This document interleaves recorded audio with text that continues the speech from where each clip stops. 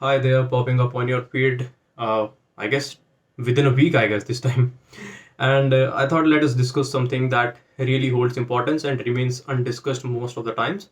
And that is how you have to handle yourself in the drawdown phases, and what actually a drawdown phase is, and what you can expect out of it, and what all you can do to avoid it, or if you are in a drawdown phase, what you can do to, get through it.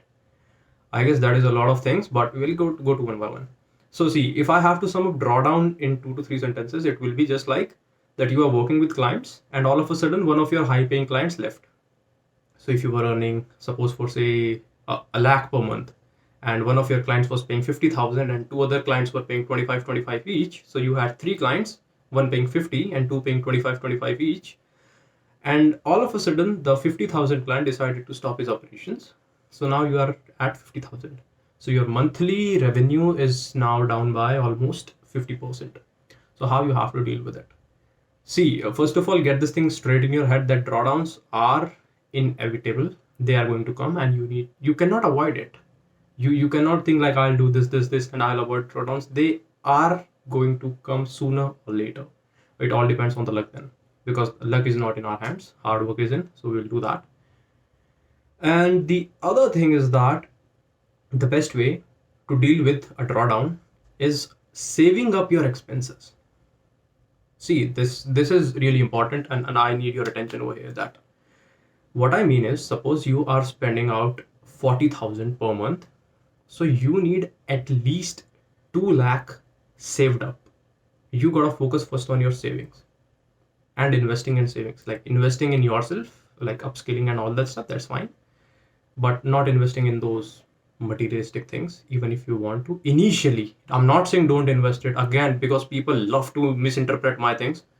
I'm not saying that do not buy things that make you happy. I'm saying that initially, until you save up that 2 lakhs, try to cut down your expenses. Make the necessary ones, cut down the unnecessary ones. The thing is, because why do you think people suffer in drawdowns? Because they don't have the cash flowing in, and they got their same expenditures. Because see, the thing is, once you start earning, once you get that taste of your own income and you spend without having to ask anybody for it, the freedom it gives, you really need to control it. You need to be in discipline. So what happens is that once you have this money saved up, so you no longer have to worry about whether the cash is flowing in or not, because you already have this money saved up. You can invest the time you have in finding other potential clients, scaling your business, or something else. Now let us go step by step. First of all, you need to save money. At least save your expenditures for the next 5 to 6 months. Ideally, I prefer it for a year, and I have it for a year, because you never know what happens, what may happen, or what may not. Second thing is that you need to be mentally prepared for it.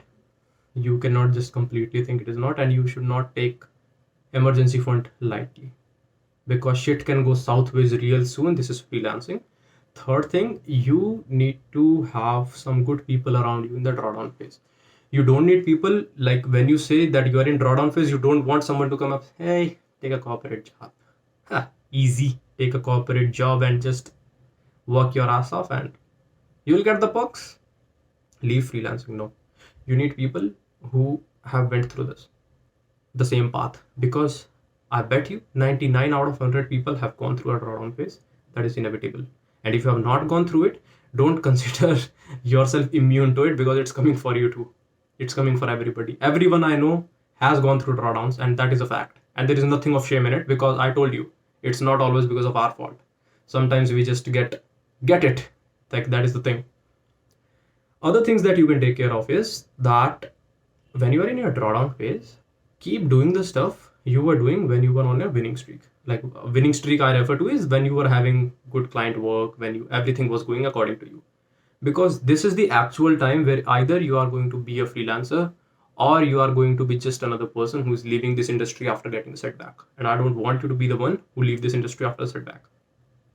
What you got to do is, same thing, cold emails, you should do it. Outreach, don't stop it. Don't think shit is over, everything is gone. No, this is just another phase. It'll pass on, man. Don't succumb to it real soon, okay? And drawdowns, I'm telling you, if you like do everything, like outreach, connecting, making good connections, networking with people, getting in touch with fellow freelancers and all that stuff. The drawdowns do not last more than 6 months. That is my personal experience. Like they don't last longer. They last until you are lazy, you have succumbed to the pressure, you cannot take it, you can't handle the heat, and then you decide to give up. Like, why do you think out of so many people in India, there are only 1.5 million freelancers? If it was this easy, everybody would have done it. People portray it easy, but this is not easy. This is hard as anything else. So that is the thing.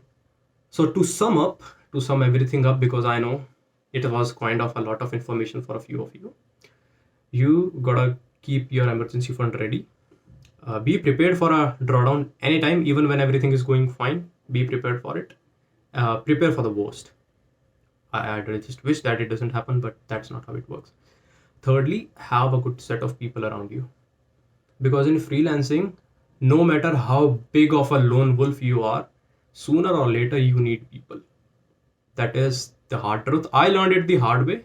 I'm telling you the easy one, but majority just prefers to go with their own experiences. So you are free to try out, because I did it and I know it was kind of worth it or not. Who cares? Like I do, but yeah. And lastly, don't try to hold your emotions off. Like if you are having a breakdown during the drawdown phase, normal, very normal. Go for it. And try to just be the way you were before.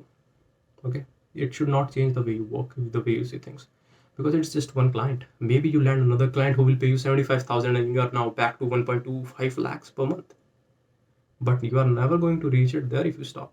So you don't have to stop. If you want to take breaks, I will not suggest taking breaks in drawdown phases, because you are already in a bad place, and then you are saying I'm not liking this place, and then you want to stay longer in that place. So that is something that I don't understand, that very people say that if you're not feeling good, you just take a break. Man, I'm already in a bad phase, I'm already in a bad stage. Why would I like to stay in that stage? I will just try everything out. I'll try every inch of me to get out of there and then rest. So that is the thing. Yeah, so in and all, again, try to make it short. We are at 7 minutes 35 seconds right now, so can't do anything with that. uh, so yeah, I guess that's it.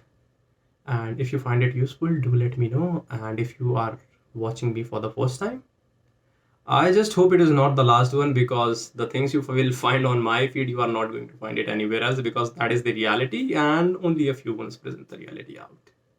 So yeah, that's it for this one. I hope to see you guys real soon again, if I could maintain this consistency, which I highly doubt. But all right then, that's it for this one. I'll see you in the next one. Till then, take care and bye bye.